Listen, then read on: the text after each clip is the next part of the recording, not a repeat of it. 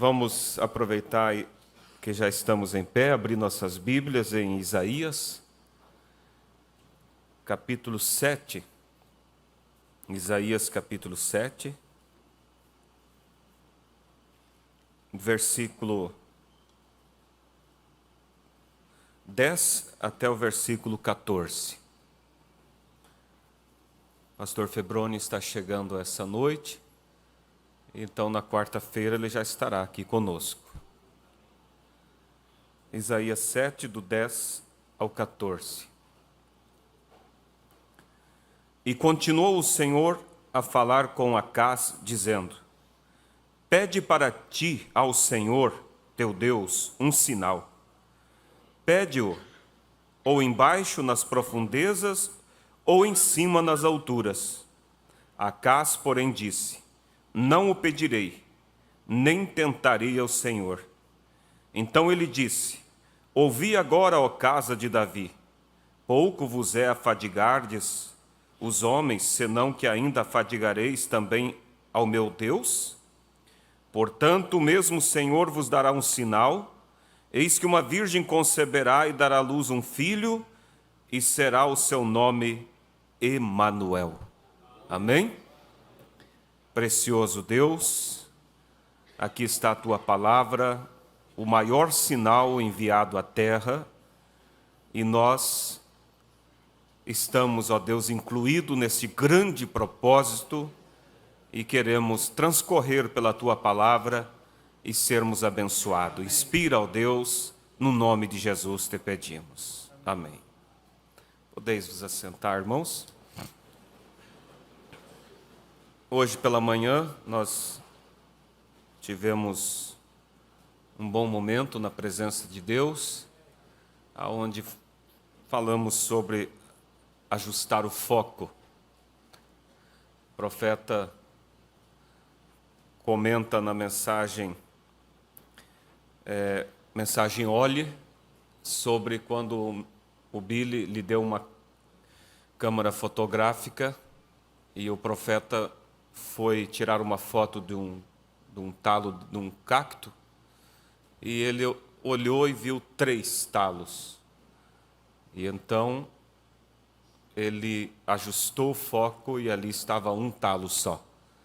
E ele usa como tipo que quando você não está com o teu foco ajustado, você vê muitas coisas que não existem. Você vê 3 deuses, você vê a obra, o caminho do céu totalmente alheio ao propósito de Deus.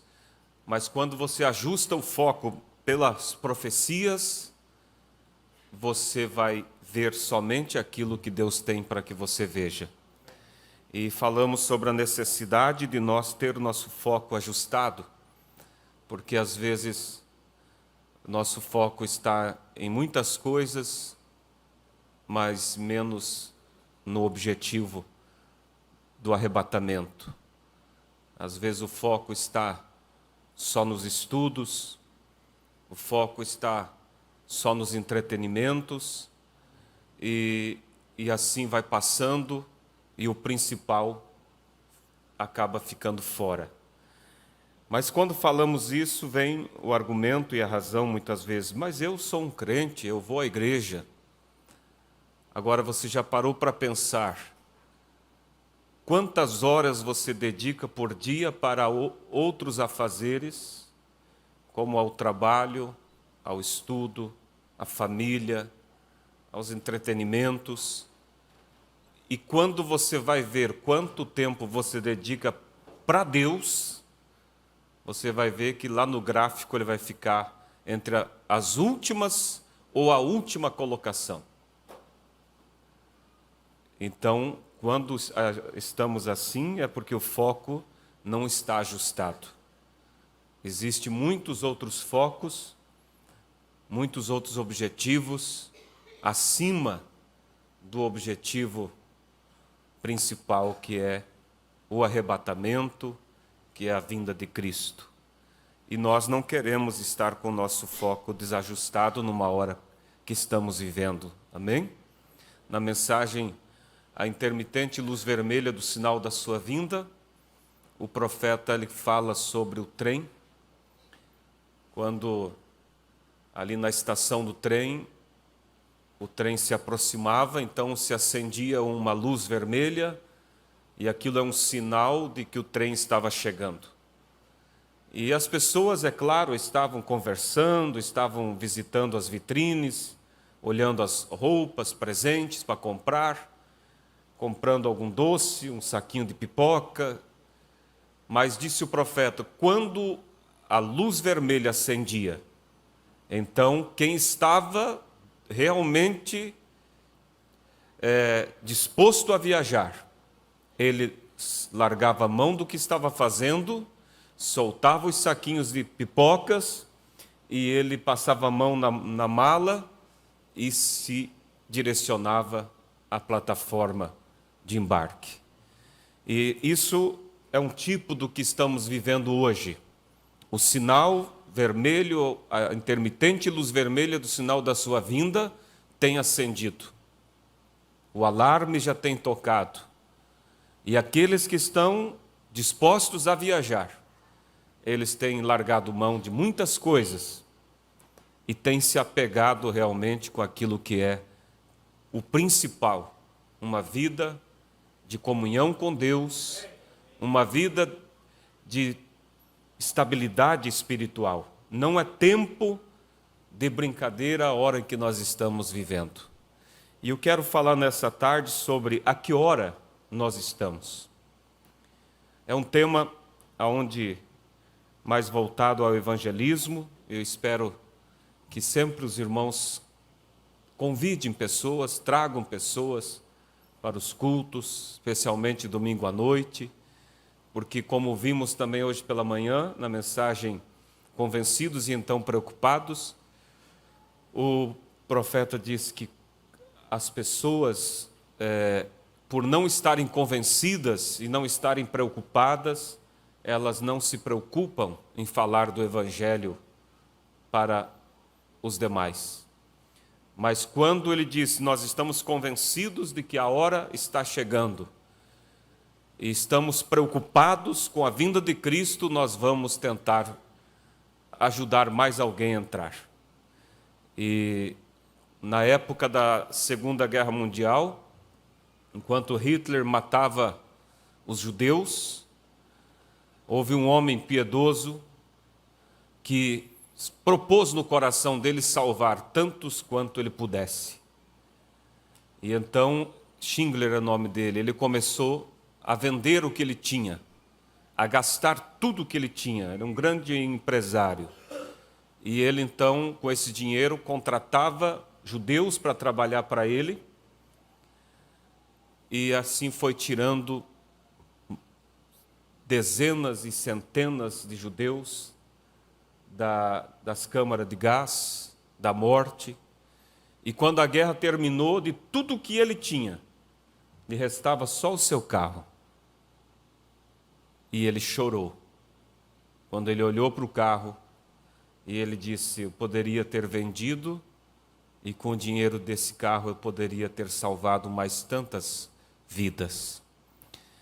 E então isso nos faz, irmãos, pensar que naquele dia, por mais que você tenha feito, você vai olhar e vai dizer, eu poderia ter ajudado mais alguém. Eu poderia ter falado do amor de Cristo para mais alguém. E às vezes há uma visão muito errada na vida dos crentes da mensagem, porque se interpreta mal a predestinação. Nós sabemos que o predestinado não se perde. E sabemos que quem é predestinado vai chegar. Alguém tem dúvida disso? Não, né? Mas aí é onde muitos se interpretam mal e aí cruzam os braços e diz, bem, então o predestinado vai vir. Mas você vai ver que o profeta diz em várias e várias mensagens que Deus predestinou pelo seu conhecimento antecipado. E quando aquelas pessoas estavam falando coisas absurdas sobre o irmão Branham, colocando ele no lugar de Cristo, dizendo que ele era o próprio Jesus, e aquilo machucou tanto o mensageiro, ele disse, colocar eu no lugar de Cristo? Eu prefiro chegar no céu como um desertor do que como um anticristo. E ele disse para aquelas pessoas: eu vou parar de pregar. E vocês vão dar conta pelas almas que se perderem no período que eu estiver parado. Aí você diz: como assim, almas que se perderem? Então quer dizer que se eu não for, se você não for, alguém pode se perder. Porque a Bíblia diz: como crerão se não há quem pregue? Então é necessário que nós entenda isso. E nessa mensagem, o super sinal, o profeta lhe diz que, agora nessa que eu tenho aqui não está anotado, mas ele diz assim que Deus não predestina as pessoas pela sua vontade. Quantos leram e lembram? Se vamos pegar, né, a mesma ali que está na... Porque às vezes, irmãos, a gente descansa como que o que tem que vir vai vir. E esquece que você é o canal de Deus. Você é o vaso de Deus. É você que vai ter que ir e falar desse evangelho para as pessoas. No parágrafo 8, acho que é. Isso, ele diz assim, ó. Vamos ler desde o verso 7, parágrafo 7. Deus sabia o fim desde o princípio. Portanto, ele pôde planejar tudo que funcionaria para a sua glória. E isso nos dá coragem, por saber que não importa o que venha ou o que vá. Deus está fazendo tudo. O relógio está marcando a hora certa, pontualmente. Às vezes ficamos cansados, chateados, nós nos apressamos, pensamos, precisamos fazer isso ou fazer aquilo. Mas lembre-se, o relógio de Deus está exatamente no tempo certo. Todas essas coisas devem ser assim. Tudo deve ser feito de acordo com seu grande conhecimento, sua presciência. Pois pela presciência ele poderia predestinar. Presciência quer dizer conhecimento antecipado. Ele viu antes da fundação do mundo. Mas isso não quer dizer que ele predestinou porque viu quem poderia, quem daria conta, quem seria capaz, porque ninguém é capaz. Mas ele viu quem desejaria. E ele chega a dizer numa mensagem, ele viu que alguns desejariam ser salvos. E então ele teve que prover um meio para que eles fossem salvos. Então veja, ele nos predestinou pela sua presciência, pois pela presciência ele poderia predestinar, não por seu desejo. Ele não predestinou pelo seu desejo. Porque se fosse pelo desejo dele, todos estariam no céu. Porque ele não quer que ninguém se perca. Não pelo seu desejo, mas pelo seu conhecimento. Deus não predestina por seu desejo. Está claro aqui? Ele não está desejando que ninguém se perca. Mas por sua presciência, ele sabia quem aceitaria e quem não aceitaria. Amém? Ele sabia que você aceitaria, mas não seria capaz. Aí o que ele fez? Te predestinou. Ou seja, selou a tua chegada. Colocou o teu nome lá, porque o nome, a denominação diz assim, quem quer aceitar Jesus, levante a mão. Aí alguém levanta a mão e eles dizem, agora nesse momento o nome desta pessoa está sendo escrita no livro. O profeta diz, não, de forma alguma. O nome foi escrito antes da fundação do mundo. Somente chegou o momento de se manifestar. Por que que ele escreveu antes? Porque ele viu o fim antes do começo. E ele viu que você levantaria sua mão, mas não teria nenhuma condição de viver uma vida cristã. Mas ele olhou e disse, ele me deseja. E ele escreveu o seu nome. E a partir do momento que ele escreveu o seu nome, a obrigação pela tua chegada é dele. Por isso que o predestinado não se perde. Não tem como se perder. Se você vai fazer uma viagem e você convida alguém para ir contigo, e nessa viagem tem muitos gastos, tem hotéis para pagar, tem alimentação, e você sabe que essa pessoa não tem condições, mas se você o convidou, automaticamente você está sendo responsável por ela. Quando Deus me convidou, Ele sabia que eu não tinha condição nenhuma, mas quando Ele me chamou, e eu pela graça dEle o aceitei, Ele tornou-se responsável por mim. Amém? Ele é responsável por você. E isso nos ajuda, né? Então, irmãos, é necessário que você fale de Cristo para alguém. Convida alguém. Entrega um folheto na mão de alguém. Eu vi a história de um menino. Era um dia de chuva. E ele saiu, creio que com o pai dele, né, para entregar folhetos. Mas era um dia de chuva, então naturalmente não iriam ir. Mas, se não me engano, o menino estava mais animado, e vamos, e foram. E foram entregando os folhetos, e havia o último folhetinho para ser entregue. E então ele olhou numa casa assim e disse, eu vou entregar ali. E ele chegou na casa e bateu palmas. Ninguém se moveu, ele insistiu. De repente, alguém abriu a porta. E ele disse, eu tenho um folhetinho de Cristo, da palavra de Deus. Deus lhe ama. E aquela pessoa se desandou em choro. Em choro. E pegou aquele folheto e no próximo culto ela estava na igreja. E aí ela deu o testemunho. Ela disse, eu estava naquele exato momento, em cima de um banco, com a corda no pescoço, eu iria me suicidar. Quando alguém bateu na porta. E se o menino não fosse? E se ele olhasse para o tempo? Por isso a Bíblia diz, quem olha para o tempo, nunca semeará. Então, vamos pôr essa responsabilidade. Você é um vaso de Deus. Você pode fazer. Agora, vamos ter consciência também, porque há muito orgulho no povo da mensagem. Isso é errado perante Deus. Há pessoas que pensam, se não for da mensagem, está perdido. E esquecem que tem a igreja. A noiva e a igreja são diferentes.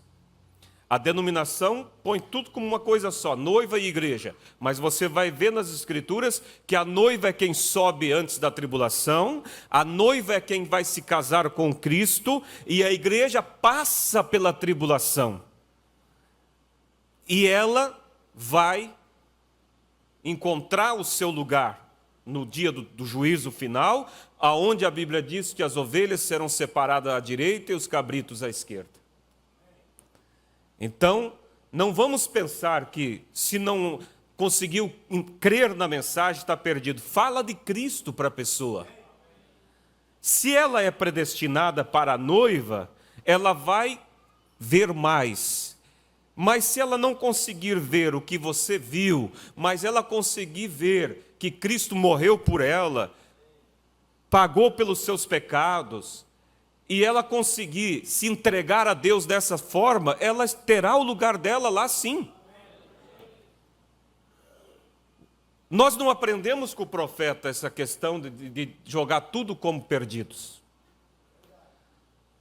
O próprio Mombrana diz numa mensagem, esqueça o título, ele diz assim, se o católico crer no sangue de Cristo, será salvo. Porque a questão não é a igreja, é para onde você está olhando. Agora, O que sabemos que, infelizmente, são muito poucos lá fora. Por quê? Porque se você vê que na maioria deles, eles estão seguindo religião e não Cristo. Por isso, Jesus diz em Mateus 7, que naquele dia eles vão chegar e vão dizer: Senhor, nós fizemos prodígios, nós curamos enfermos em teu nome, expulsamos demônios, e Jesus dirá: apartai-vos de mim, praticadores de iniquidade. Foram pessoas que nunca olharam para Cristo como Salvador, mas para a religião, ou se achegaram olhando para Cristo para os bens materiais e para a cura, e aí então em multidões e multidões estão indo para a perdição, mesmo com o nome de cristãos. Mas se você consegue trazer a fé de uma pessoa para Cristo realmente, irmãos, é diferente. É diferente. Então veja que haverá a noiva, ela sobe. E isso está tipificado, tudo tem tipos na Bíblia para te mostrar. Enoque é o tipo da noiva. Ele subiu vivo, não provou a morte. Enoque andou com Deus até que Deus para si o tomou. É o tipo da noiva que anda com Deus, anda através da palavra, vivendo esta palavra, esta mensagem, até que Deus para si a tomará. E a igreja está tipificada em Noé. Foi salvo, mas passou pela tribulação. Enoque subiu antes do dilúvio, antes da tribulação. Noé passou por dentro da tribulação, mas foi salvo. Então, que Deus nos ajude, irmãos, a ter um coração evangelístico. Ore pelos programas de rádio, ore pelos folhetos que são entregues. Vamos colocar o nosso coração mais focado em Cristo e focado na obra, amém? Mas a que hora estamos vivendo? Na mensagem o super sinal, o nosso profeta, ele diz assim: no parágrafo 31, porque Deus não deixou marcado data para a sua vinda, mas deixou sim os sinais que antecederiam sua vinda, e eles são muito bem notáveis no dia em que estamos vivendo. Os profetas, parágrafo 31, são o maior sinal. Quer ver sinal? Um sinal de que Cristo está vindo? Os profetas são o maior sinal. O maior sinal de Deus é um profeta. Agora, vou falar alguns minutos sobre isso. Eles são sua palavra manifestada. Um profeta é a palavra de Deus manifestada para um tempo. E essa é a razão pela qual um profeta é sempre o maior sinal de Deus. Muito mais do que a ciência multiplicada, muito mais do que pestes, terremotos, muito mais do que tudo que vemos aí, é um profeta. Ele nunca enviou juízo sobre a terra sem primeiro enviar um profeta. Veja e busque nas Escrituras. Um profeta é o maior sinal de Deus para seu povo.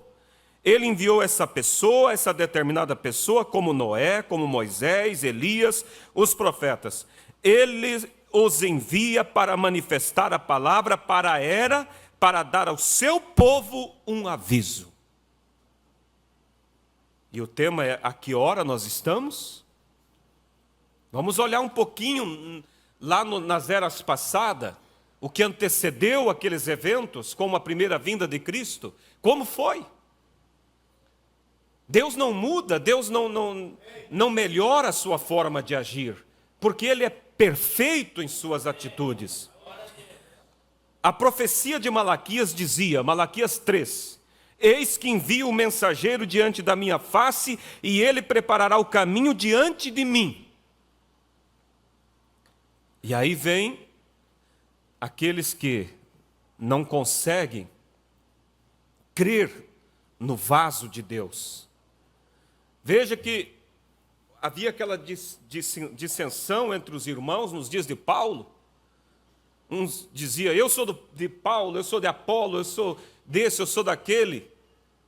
E outros diziam, eu sou de Jesus. Está vendo? São dois espíritos errados. Mas o pior deles, sabe o que é?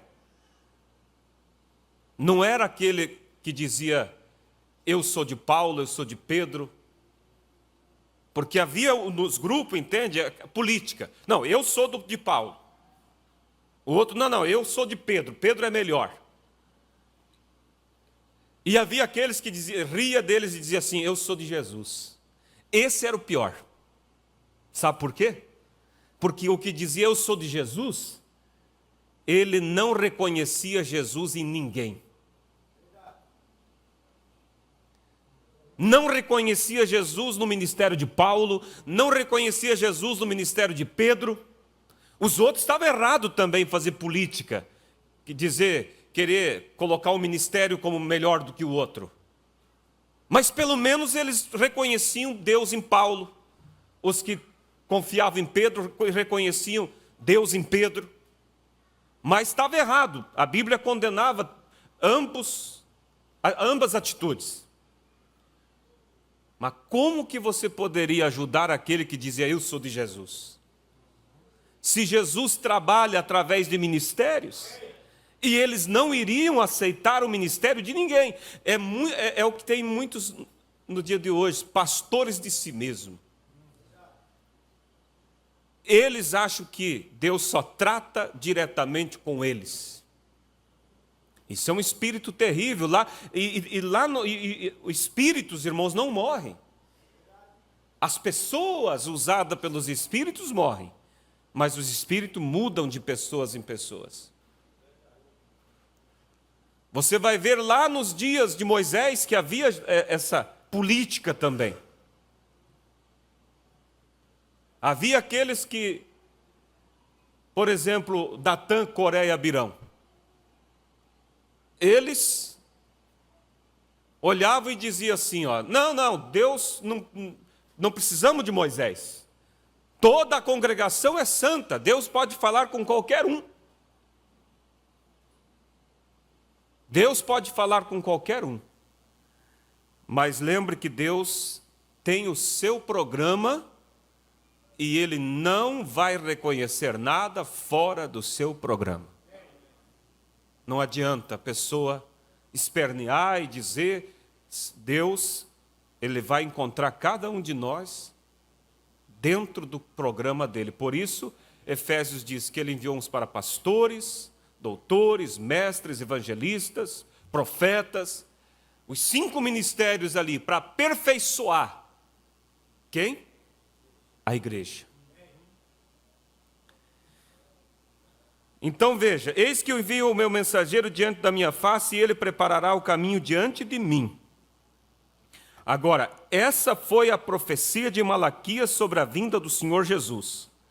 Não deveria acontecer durante aquele tempo. Então a igreja ficou acomodada e seu próprio caminho até que o tempo da promessa se aproximou.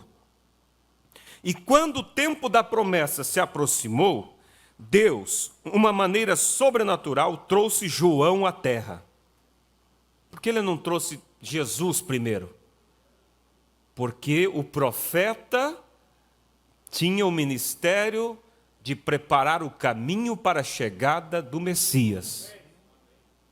E aqueles que achavam que Deus só podia tratar diretamente com eles e não reconheciam Deus nos vasos, não puderam crer na mensagem de João. Ele era um homem. E quando o tempo da promessa se aproximou, Deus, de uma maneira sobrenatural, trouxe João à terra. Ele era um homem nascido de uma mulher, é claro. E sabemos que sua mãe se chamava Isabel e seu pai era chamado de Zacarias. Eles eram pessoas boas e o pai dele era um sacerdote. Era costume dos rapazes naquele dia acompanhar o pai em seu trabalho, mas fomos ensinados que João, quando tinha 9 anos de idade, após a morte de seu pai, foi para o deserto e ficou sozinho até completar 30 anos. Deus tirou João do meio do sistema. Se ele ficasse, ele seria cozido pela tradição. E ele não poderia, então, apresentar Cristo. Olha só, veja, se ele tivesse se tornado o que seu pai era, um sacerdote ali, eles o teriam deixado tão confuso que ele não saberia ver o Messias quando ele viesse. Ele nunca o conheceria, mas ele ficou no deserto. Se ele tivesse ido ao seminário, com a linha de pensamento de seu pai, então cada um deles teria dito: agora, João, nós entendemos que você será aquele que conhecerá o Messias quando ele vier. Agora, o que você acha do irmão fulano de tal aqui? Eles iam tentar fazer o quê? Política. Você é o mensageiro, João? Então, o que tu acha daquele irmão lá? Será não seria ele o Messias? O que você acha do irmão fulano de tal aqui? Se encaixa exatamente na figura. Que tal Caifás, nosso sumo sacerdote hoje? Você não acha que ele é um homem maravilhoso? Tudo aquilo em sua mente santa, ele não conseguiria pensar nisso corretamente. Ele foi ao deserto e esperou. Seu trabalho era grande demais para a escolaridade. Seu trabalho era grande demais para a teologia. Ele tinha que anunciar o Messias e ele ficou no deserto. Vamos traçando aqui um paralelo para hoje. A que horas estamos? Lá eles estavam. Eu chamo a atenção dos nossos visitantes para prestar atenção nisso, para que você veja pelas Escrituras a hora que estamos vivendo. Lá, eles estavam esperando Cristo em sua primeira vinda. Hoje, nós estamos esperando Cristo em sua segunda vinda. Lá, Deus levantou um homem chamado João, separou ele da religião, da teologia, da escola e o levou ao deserto, para que a mente dele não se misturasse com as ideias teológicas. E hoje, o que Deus está fazendo? Deus não está de férias. Deus não mudou. O Messias está vindo, não para morrer numa cruz, mas para levar o seu povo redimido. E cadê o precursor da sua vinda? Observe a sua pregação, a pregação do João, né?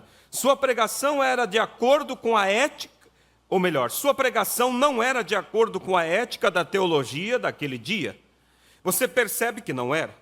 Sobre o que ele falava? Machado na árvore, serpentes.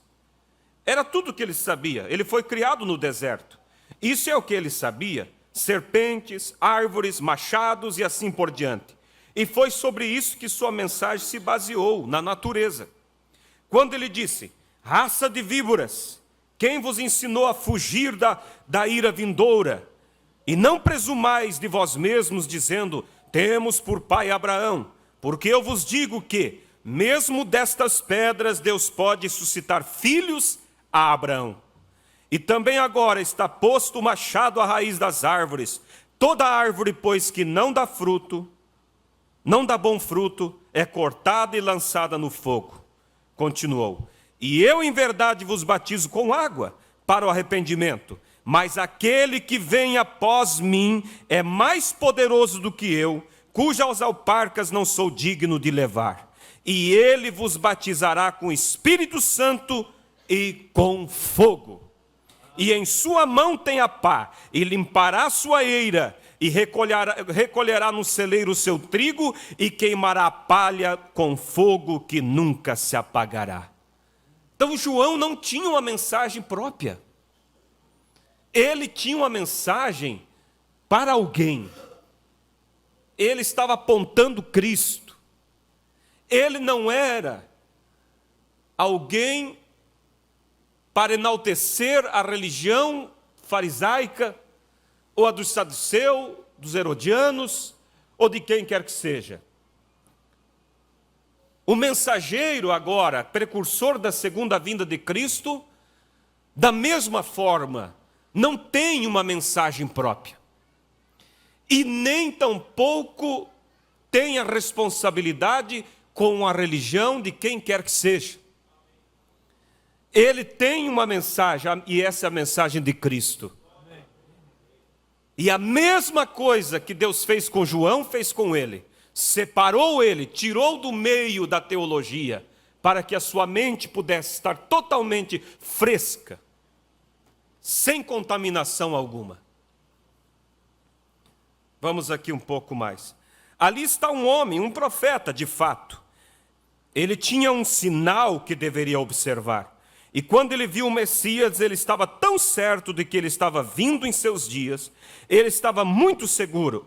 Se a igreja pudesse entender a sua posição certa, se ela apenas conhecesse a sua posição na hora, pois de acordo com a Escritura, ele era o que haveria de introduzir o Messias. E ele sabia que ele tinha que estar na terra nos dias de sua profecia. Então ele estava num local próximo de onde João estava pregando. Tanto que ele disse: há um que está entre vós agora, que não conheceis, um entre vós agora. João dizia, antes mesmo de ter identificado o Messias, ele já dizia: há um no meio de vós. Vocês não o conhecem. Mas ele já tinha recebido a notícia lá no deserto. E ele sabia como seria o momento que ele identificaria o Messias. Ele foi um homem enviado de Deus. Aqui já lemos, né?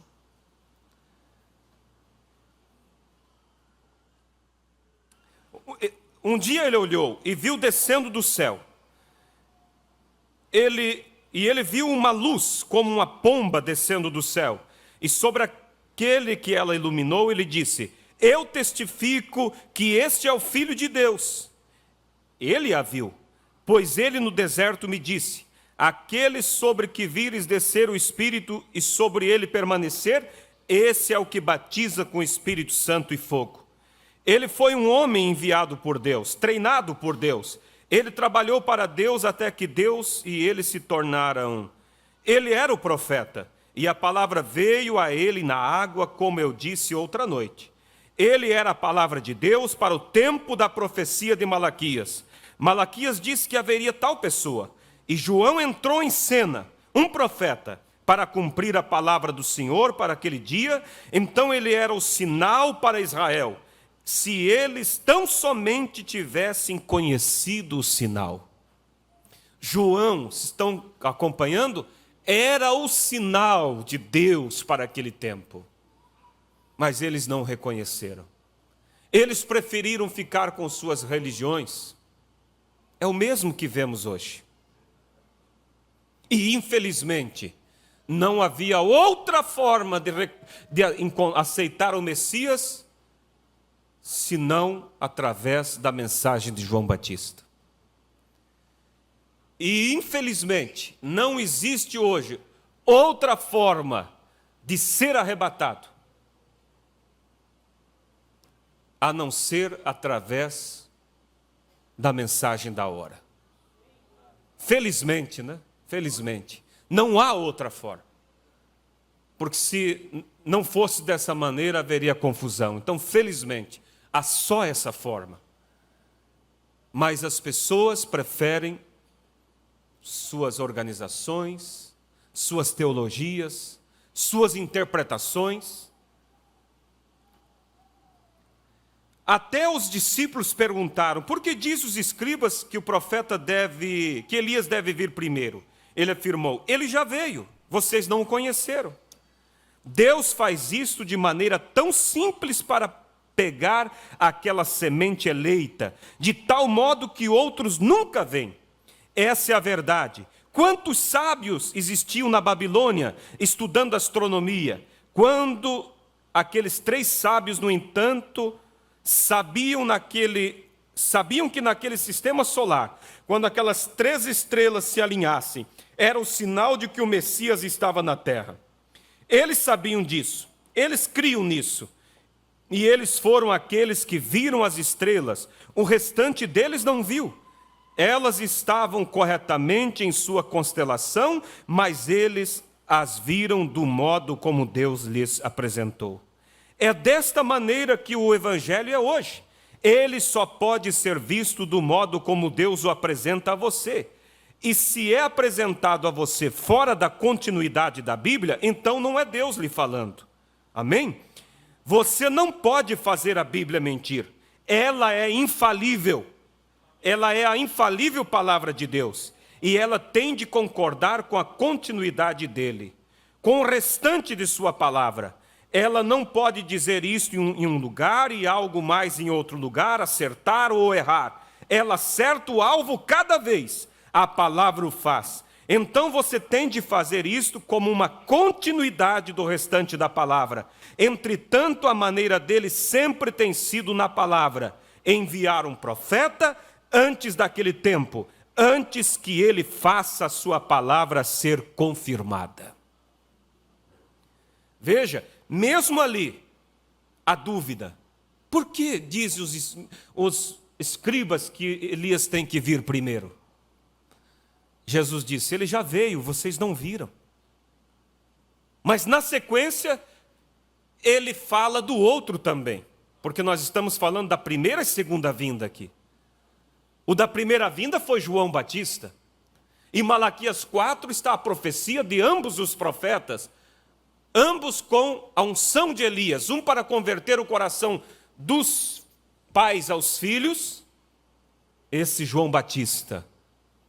São Lucas 1,17. Você vai ler aonde fala sobre o nascimento de João e diz, e ele irá diante dele, diante de Cristo, no espírito e virtude de Elias, a fim de converter o coração dos pais aos filhos. E não prossegue, citando o restante de Malaquias, porque o restante de Malaquias, quando diz e dos filhos aos pais, não pertencia ao ministério de João. Pertencia ao ministério do profeta que antecederia a segunda vinda de Cristo. A Bíblia se fecha, irmão. A Bíblia é perfeita. E aí, você pode dizer, você que está dizendo que fala de 2 profetas. Vamos então a São Mateus 17. Quando os discípulos perguntam sobre Malaquias, Jesus responde também, um no passado e um no futuro. Em verdade, Elias já veio e não o conheceram, João Batista. Mas digo-vos que Elias virá e restaurará todas as coisas, futuro. Esse é o profeta, precursor da segunda vinda de Cristo, que veio com o ministério de levar a fé dos filhos de volta aos pais, a sua fé, de volta à fé dos pais apostólicos. A mesma doutrina, para que a mesma semente esteja pronta para ser colhida agora no rapto. Então a que hora estamos? Se ele não tivesse enviado o mensageiro, então a vinda de Cristo estaria muito para frente ainda. Mas nós vemos que ele já enviou. Ah, como que você sabe? Eu já vi, sabe o que, irmãos? Quando você pega uma pessoa assim, você mostra. Porque tem uma diferença em ser revelado e compreender. É diferente.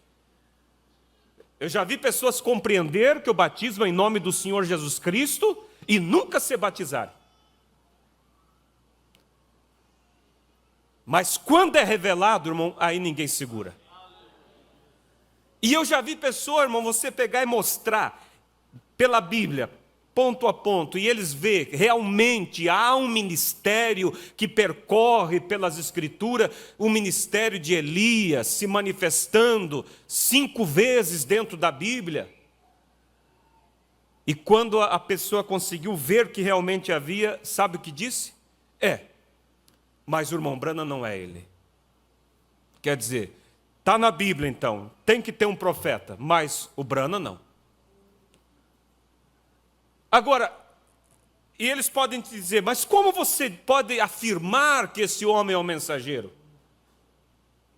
Como que aqueles irmãos puderam afirmar que João era o mensageiro? É comum as pessoas chegar para você e dizer assim, me mostra o nome Brana na Bíblia que eu creio. Quantos já falou para ti isso? Cadê o nome do Brana? Cadê o nome do William Brana na Bíblia? Com certeza perguntavam para os discípulos de João também. Porque a Bíblia, o Velho Testamento, já estava completo, já tinha nos dias de João. Era a Bíblia deles. Chegava para o irmãozinho da igreja de João e dizia, onde está o nome João na Bíblia? Não tinha o nome João, mas tinha o nome de um ministério que viria sobre um homem. E como eles sabiam que João era esse homem, onde o ministério veio sobre ele? Pelos frutos, pelo que se manifestou na vida dele, a voz que clamava no deserto, tudo que a Bíblia falava sobre ele se cumpria exatamente na vida daquele homem. Como nós sabemos que William Brana é o mensageiro da última era da igreja, da segunda vinda de Cristo? Tudo que a Bíblia diz que esse Elias faria, se cumpriu exatamente, não em partes, exatamente na vida do mensageiro. E esse mensageiro tinha duas missões. Uma, restaurar aquilo que tinha sido excluído pelo sistema. E a outra parte, revelar os segredos que estavam ocultos dentro da Bíblia. E ele cumpriu ambas partes. Restaurou, trouxe de volta tudo que o sistema jogou fora. E revelou Deus, Cristo, através dele, todos os mistérios ocultos da Bíblia.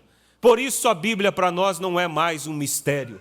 O Apocalipse não é mais um mistério. Você sabe que cada um daqueles sinais, daqueles tipos, significam. Então veja, estamos na era da igreja de Laodiceia, onde eles são mornos. Eles podem ir à igreja, as pessoas vão, elas parecem ter zelo em ir à igreja, mas para saber alguma coisa sobre o Espírito, sobre o tempo em que eles estão vivendo, alguns deles são tão cegos quanto podem sobre estas coisas. Não importa o que Deus faça, o quão bem isso seja provado pela sua palavra, ainda assim eles não podem ver. Eu me pergunto se não é simplesmente como ele disse, tem olhos, mas não podem ver. Devemos olhar ao redor e ver que todas essas coisas que estão acontecendo são um sinal de que o fim está próximo, porque estas são as coisas que estão previstas para este tempo. Mais um pouquinho. Observe a continuidade da sua palavra imutável. E o Espírito Santo, Jesus disse, quando o Espírito Santo vier sobre vós, ele vos lembrará ou revelará estas coisas que vos digo, e também vos mostrará as coisas por vir. As pessoas dizem hoje, não existe tal coisa como profeta no mundo. Então por que Paulo os estabeleceu na igreja? Houve primeiramente apóstolos, profetas, mestres, pastores e evangelistas. O Espírito Santo é o profeta. Quando o Espírito Santo vier sobre vós, ele revelará ou vos ensinará, vos mostrará todas essas coisas que vos disse, são todas em enigma. Não as entendeis agora, porque não é para a vossa era. Mas quando o Espírito Santo vier, ele tornará essas coisas vivas, de acordo com as promessas. Não somente isso, mas ele vos mostrará as coisas que estão por vir. Glória, a continuidade da palavra de Deus, a promessa de Deus, o Espírito de Deus. Estamos vivendo na hora, observando o desvelar das profecias da era que tem vindo a cumprimento Que grande hora estamos vivendo, o Espírito Santo nos mostrando as coisas que estão por vir. Que hora estamos vivendo? No exato momento da preparação para encontrar Cristo e vê-lo como Ele é. Os discípulos de João viveram. E chegou um momento que eles podiam saber, estamos muito perto de ver como Ele é. Quem é o Messias? Aquele homem simples, analfabeto, que Deus o separou lá no deserto. Olha o paralelo se cumprindo. Um homem simples, semi-analfabeto em nossos dias, de uma família que não tinha nem religião, mas que quando nasceu, às 5 horas da manhã, a luz, o halo de luz, a coluna de fogo desce sobre a cama dele. E as parteiras apavoradas olham uma para a outra e dizem: que tipo de menino será esse? E no mesmo horário, antes que o sol nascesse, uma pomba pousa sobre a janela. Sinais de que ali estava nascendo alguém com um ministério especial. Com 3 anos de idade, ele já teve visões e se cumpriram. Aos 7 anos de idade, chega do colégio como um menino, qualquer menino, feliz, porque tinha combinado com os coleguinhas para ir pescar. Mas o seu pai disse: tu não vai pescar não, você vai puxar água para mim. E todos os meninos saem pescar, e aquele murmúrio das crianças rindo, indo, e ele triste, chorando. Pés descalço, pobre, tinha dado uma topada no dedo, sua unha estava arrebitada. E para não enroscar a unha no chão, ele amarrou um sabugo debaixo do dedão, e o dedo ia assim erguido, caminhando, chorando e puxando água para o pai. Quando ele para descansar debaixo da árvore, aquele vento sopra somente na copa da árvore. E ele sai debaixo da árvore para ver o que é que estava movendo as folhas, e uma voz falou: nunca bebas, nem fumes, nem corrompa teu corpo, porque quando fores mais velho, terei uma obra para ti. E ele sai correndo, gritando, se joga nos braços da mãe. A mãe, apavorada, acha que uma cobra o picou, e ele diz: mamãe, mamãe, um homem, que homem, meu filho? Um homem falou comigo. E o tempo vai passando, visões vêm, conta para a mãe, as visões se cumprem. Como qualquer jovem, desejava ter um lar, encontra uma jovem, começa a namorar, combina com seu amigo para irem até a cidade comer alguma coisa no carro do amigo, para ali diante de um bar, compra um sanduíche, algumas Coca-Colas, traz dentro do carro, come, toma Coca-Cola. Quando ele volta para entregar as garrafas, ao voltar para o carro, sua namorada está fumando. E ela diz: oi, Billy, toma um cigarro para ti. E ele, lembrando daquela voz, ele disse: não, obrigado, eu não fumo.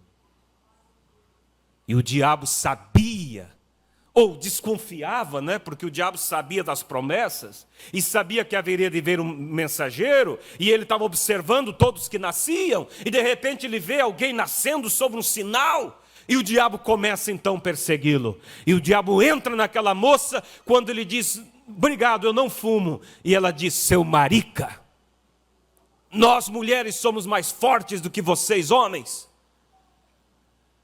E ele então disse: me dá esse cigarro, quero provar se eu sou marica. E quando ele pega o cigarro, aquele mesmo vento desce sobre ele, e ele joga aquele cigarro no chão e sai chorando. E o seu amigo, olha que amigo, embarca no carro com as duas moças e vai atrás dele, rindo e dando sinal de luz e gargalhadas, e lá vai o nosso profeta, chorando, atorando os campos, triste. E ele chora e diz: Deus, por que isso acontece comigo? Por que eu não posso ser como os outros? E o tempo vai passando. E depois que ele se casa com Hope, um certo dia ele chegando do trabalho, quando ele chega na porta que ele vai entrar, aquele mesmo vento sopra sobre a árvore que estava na frente da casa. E ele então cambaleia, fica tonto, e a esposa diz: o que foi, Billy? Você não está bem? E ele diz assim: querida, eu não vou comer. Eu vou entrar na mata e eu vou buscar a Deus, para que Ele me diga por que eu tenho essa vida estranha. Eu não me entendo. E se eu não voltar dentro de 3 dias, avisa o meu chefe que coloque outro no meu lugar, porque enquanto Deus não falar comigo, eu não volto. E antes disso ele tinha ido falar com o seu pastor, porque ele tinha agora se unido a uma igreja chamada Batista. E ele dizia: pastor, eu não entendo, mas eu tenho visões, essas visões se cumprem. E o pastor olha e disse: Billy, isso é do diabo. E aí o profeta fica mais apavorado e diz: meu Deus, eu amo tanto a ti, eu não tenho parte com o diabo. Se isso é do diabo, eu não quero isso comigo. E ele vai na mata, e ele ora, e ele escreve uma carta e diz: Deus, eu sei que o Senhor passa por aqui. E ele prega a carta na árvore e diz: quando passares por aqui, Senhor, lembra de mim, me salva, me ajude. No seu desespero, não tinha quem o ajudasse, ninguém poderia ajudá-lo, porque era um ministério acima, que os demais não entendiam. E então nesse dia específico, quando aquele vento vem sobre a árvore, e ele diz para a esposa, e ele vai à mata, e ele vai até sua caverna oculta, ninguém conhecia, só ele, e ele entra ali e começa a orar, e a chorar, e a dizer: Deus, por que eu sou assim? Por que as coisas são diferentes para mim? E por volta das 11 horas da noite, uma luz vem sobre o teto daquela caverna, e daquela luz aparece um homem, e aquele homem se põe entre a saída da caverna e o profeta, e ele não consegue escapar, e ele fica apavorado, e começa a tremer, e o anjo diz: não temas, eu sou enviado da parte do Senhor, para dizer a você que essa vida estranha que você tem, é porque você foi enviado à terra para ser um líder. Tu levarás uma mensagem de cura a toda a terra. Tu orarás por reis e monarcas. E o anjo então passa tempo e tempo ali instruindo pelas escrituras e mostrando pela Bíblia o seu ministério dentro da Bíblia. E ali o profeta sai sabendo então realmente que Deus tinha um propósito em sua vida. Mas diz o mensageiro ao anjo: como poderei fazer isso? Eu sou pobre, sou analfabeto. Como poderia eu viajar pelo mundo? Como as pessoas creriam em mim? Assim como a Moisés foi dado 2 sinais para que o povo cresce nele, a você também será dado 2 sinais. E os sinais, vocês sabem, primeiro pegava na mão da pessoa, a mão do profeta mudava de tonalidade, criava umas bolinhas, e ele sabia que tipo de doença era. Esse primeiro sinal ele teve que aprender a usar. Primeira vez aquilo apareciam as bolinhas, e ele então dizia ao paciente: você sofre do quê? Eu tenho câncer, irmão Brana. Ah, então quando as bolinhas ficam nesse desenho é câncer. Outra pegava um tipo de bolinhas diferente. O que você tem, irmão? Tuberculose. Ah, sim, esse tipo de desenhos é tuberculose. Ele aprendeu a lidar com aquilo. Mas o segundo sinal foi maior. Ali ele podia discernir os pensamentos, as intenções dos corações. E tudo isso, irmãos, era para atrair a atenção dos grandes peixes. Mas os grandes peixes não foram fisgados pelo primeiro sinal, não foram fisgados, irmão, pelo segundo sinal. Eles foram fisgados pela terceira puxada, que foi a abertura da palavra. Amém? Porque nós cremos nesta mensagem, não pelos sinais operados através do mensageiro, mas pelo cumprimento da Bíblia na vida do mensageiro. Os sinais foi somente para atrair a atenção, para que as pessoas parassem para olhar e ouvir a voz que sairia daquele homem, ou de Deus através daquele homem. E quando o primeiro sinal foi operado, muitas pessoas vieram.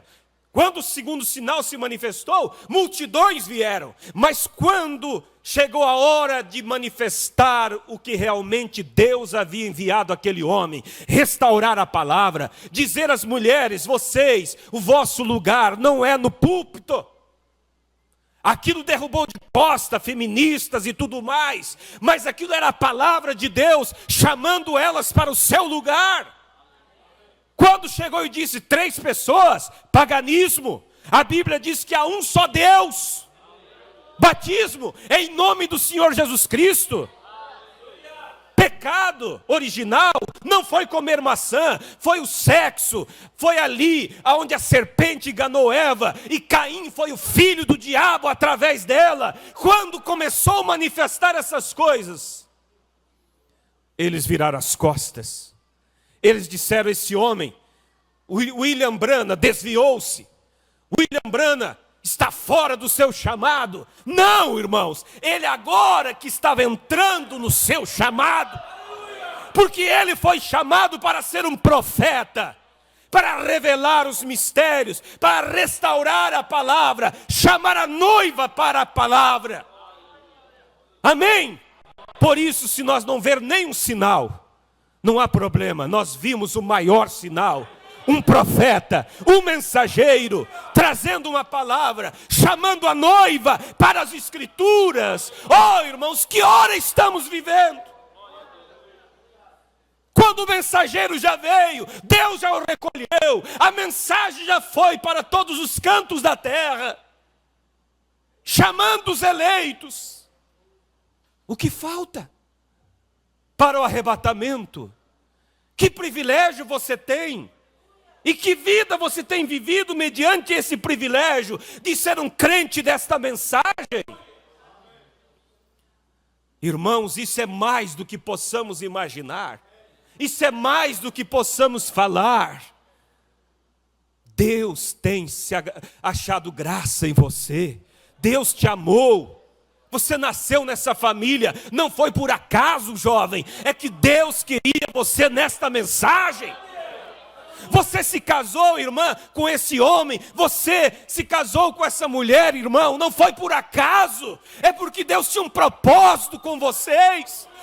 Pelo contrário, você não poderia estar nessa mensagem. Então, Deus tem cumprido a sua palavra. Irmãos, visitantes, o mensageiro, aquele que haveria de vir antes da segunda vinda de Cristo, veio. Cumpriu as escrituras, restaurando toda a palavra, revelando os mistérios, mostrando quem é o cavaleiro do cavalo branco de Apocalipse, mostrando os selos, quem é a grande prostituta, todas as coisas. Quando ele estava batizando um grupo de pessoas no rio Ohio, quando chega a 17ª pessoa, se não me falha a memória, e ele vai batizar, uma luz desce do céu. Não é invenção, irmãos. Deus, quando faz à vista de todos. Havia curiosos. Havia uma moça lá, vulgar, que não respeitou o momento do batismo, estava por ali rindo. Quando ela viu, ela cai desmaiada. E aquela nuvem vem rodopiando do céu e desce sobre a cabeça do mensageiro. E uma voz então diz: assim como João Batista trouxe uma mensagem que foi precursora da minha primeira vinda, tu trarás uma mensagem que precursará a minha segunda vinda. Deus, irmãos, tem feito, Deus tem falado, Deus tem mostrado.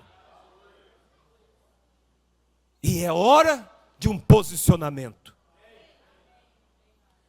É hora de um posicionamento. O mundo rejeitou, o sistema rejeitou, mas a noiva, ela tem crido nesta mensagem.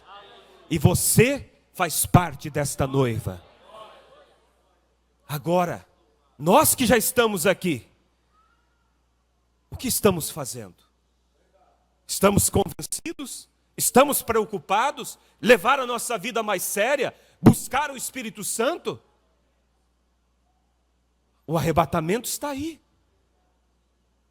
Os tipos não falham. Abraão, o tipo da noiva, ele estava separado de Ló. Ló estava em Sodoma, é o tipo da igreja. Acabamos de falar no início, a igreja e a noiva, duas coisas diferentes. A igreja está lá comprometida com a política. O Ló, o que ele estava? Ele era juiz, ele era prefeito da cidade, ele estava lá sentado na porta da cidade, julgando. Olha o crente, se envolveu em política, por isso que ele não saía de lá mesmo. Mas a Bíblia diz que Ló gemia pelas abominações que se cometiam em Sodoma, mas não saía de Sodoma. É o tipo da igreja lá fora, geme a pessoas boas, que gemem porque vê a religião delas abrindo as portas para o pecado, e cantam, igrejinha velha, saudade da igrejinha velha, mas não saem daí lá mais. Sabem que a igrejinha não é mais a igrejinha velha e querem ficar ali gemendo, é a igreja. Mas o Abraão estava separado de Sodoma. E olha, irmãos, que a última coisa que Deus tolerou, ou melhor, não tolerou, a última coisa que aconteceu e que ele não pôde mais tolerar, e que derramou a taça da sua ira, foi o pecado dos sodomitas, o homossexualismo. Veja que quando os anjos chegam para tirar Ló de arrasto, porque ele, mesmo vendo a coisa ruim, não saía, porque estava pegado com a política, pegado com tanta coisa. E dois anjos aparecem, de uma aparência bonita. A Bíblia diz assim, que desde os velhos até as crianças, de todos os bairros da cidade, vieram para querer ter um caso com aqueles dois anjos. E o Ló guardou eles dentro de casa e eles bateram ali e disse, ó, põe esses homens para fora. E Ló sabia do que eles queriam. Por isso Ló disse assim, eu tenho duas virgens aqui, eu as dou. Olha a situação que Ló chegou para defender os anjos.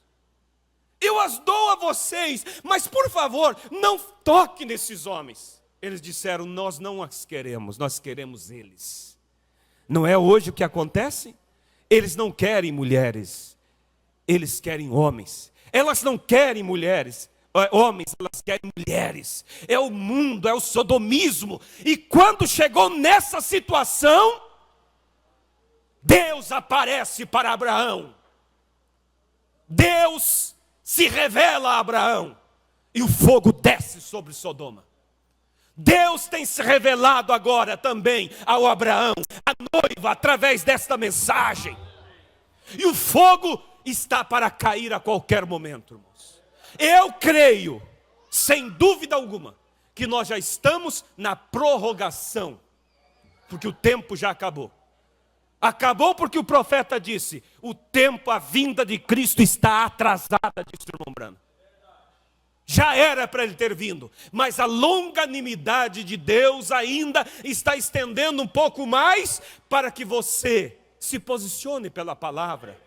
Você saia do sistema, saia do mundo, deixe a trindade, deixe o pecado, deixe o mundo lá fora, venha para Cristo. E você que já está na mensagem, ajuste seu foco, busque o Espírito Santo, pare de flertar com o mundo, pare com os entretenimentos. É hora, irmãos, de subir. Vamos nos colocar de pé. O tempo é avançado. Oh, quem dera que isso pudesse compungir os corações, a tal ponto de fazer você chegar em casa e dizer assim: eu vou fazer uma limpeza. Eu vou tirar essas roupas indevidas. Eu vou tirar esses cosméticos. Eu vou deletar esses contatos que só me influenciam para o mal. Se você quer expor o sinal, o profeta diz, dê um pontapé na televisão, dê um pontapé nas revistas imorais, dê um pontapé nos baralhos, nos shorts. Está escrito, é o mensageiro falando para a noiva. Mas o que estamos fazendo? Quando Esther, irmãos, ouça isso aqui. Quando Assuero, a sua esposa Vasti, desrespeitou ele, quando ele a chamou para apresentar ela aos seus amigos reis, e ela disse: não vou. Desculpa, irmãos, estar falando isso, mas devo falar. Há um espírito, irmãos, feminista em nossos dias, e que se as irmãs não se cuidam, tem pegado muitas. Não querer ser submissas. É o que se prega lá fora, é o que se ensina lá no colégio. Mas a mensagem, irmãos, Sara chamava Abraão de Senhor, meu Senhor. Ela reverenciava.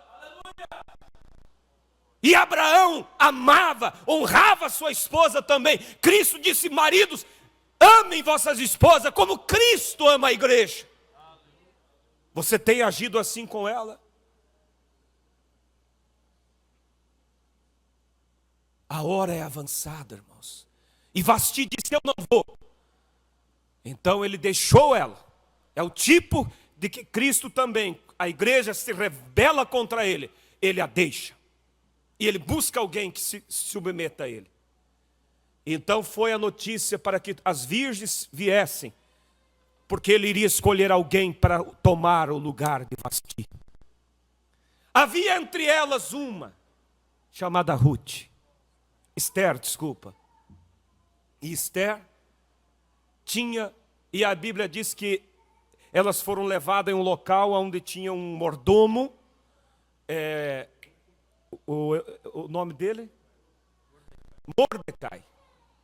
E ele então trabalhou com elas, ensinando as boas maneiras, ensinando como se vestir, ensinando tudo que o rei gostava. Mas havia um teste final. E é nesse teste que muitos têm falhado.